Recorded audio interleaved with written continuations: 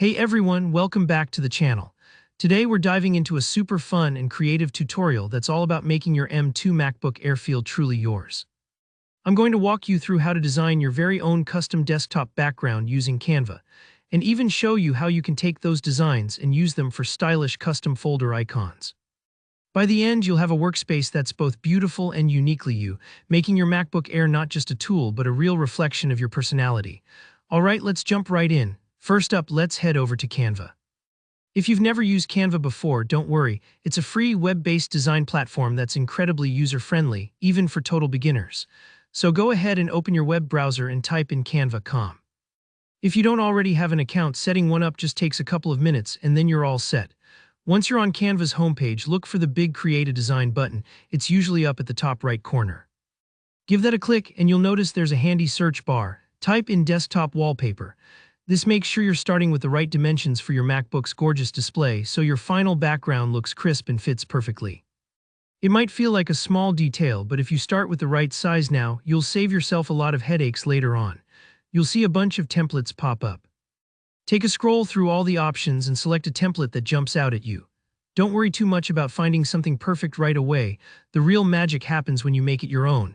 But starting with a template can save a ton of time and give you fantastic inspiration. Now comes the most creative part, editing the colors and adding elements. Click on any part of your chosen template. Maybe you want to swap in your favorite color, add some personal photos, or insert fun shapes and icons that reflect your hobbies. If you're into minimalism, you could dial things back for a clean, focused look, or if you love a bit of excitement, try bold patterns or eye-catching illustrations.